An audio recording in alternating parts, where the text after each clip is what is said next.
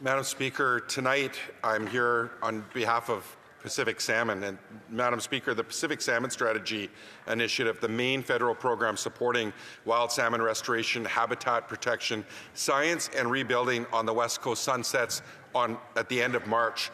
It was not renewed in the budget, and there is still no confirmation of renewal. This puts the single largest federal investment in wild salmon recovery at risk. First Nations, hatcheries, and community restoration groups can't plan projects or keep workers on the ground without certainty. Habitat restoration is not something you can turn on and off. Salmon recovery takes years of steady work. Time is of the essence. If the government is serious about protecting wild salmon and supporting coastal economies, it must renew the Pacific Salmon Strategy Initiative now. On the West Coast, wild salmon are not an abstract policy issue.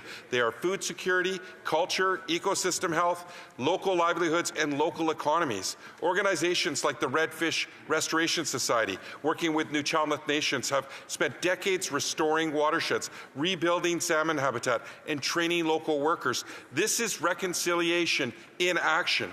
We also know from programs like the Watershed Security Fund that restoration works. Dozens of projects have been supported, hundreds of jobs created, and millions leveraged in community investment. Demand far exceeds available funding.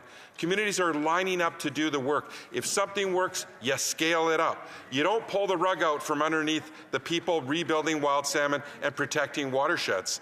Now, Madam Speaker, there's also a separate policy discussion underway about the salmon allocation policy. That review is long overdue and tied to court decisions and conservation realities. There has also been a lot of fear stirred up around the salmon allocation policy review. People are being told they'll lose their right to fish, that salmon will stop being a public resource, or that the Constitution is being rewritten.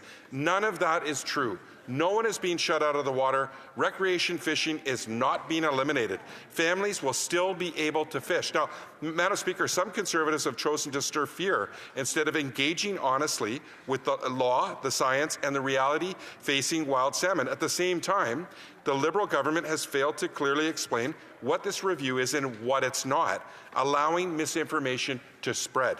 What is actually happening is long overdue. Courts have ruled that Indigenous fishing rights must be meaningfully accommodated. Outdated policy from 1999 has failed to reflect that reality, and at the same time, many wild salmon stocks are still in decline.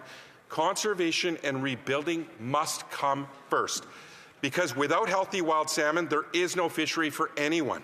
What is most troubling is the double standard we're hearing from some Conservatives. They show up at rallies and town halls and tell fishers one story, then they come back to Ottawa, sit at the Fisheries and Oceans Committee with the minister and her officials for 2 hours, Madam Speaker, and don't raise these concerns at all. They have not once raised the sunsetting of the Pacific Salmon Strategy Initiative, the most critical salmon funding we have, nor the concerns they claim to have heard about the salmon allocation policy either at committee or here in the House of Commons. As New Democrats, we're clear about where we stand. Our positions are evidence-based and expert-led.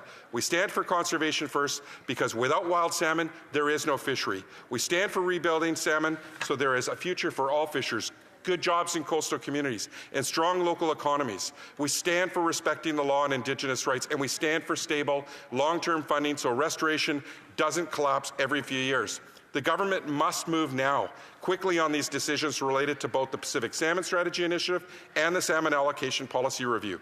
Organizations, communities, and businesses need transparency and certainty. Delays create real costs on the ground. Madam Speaker, coastal communities are running out of time, and the government must act now. Time is of the essence. The Honourable Parliamentary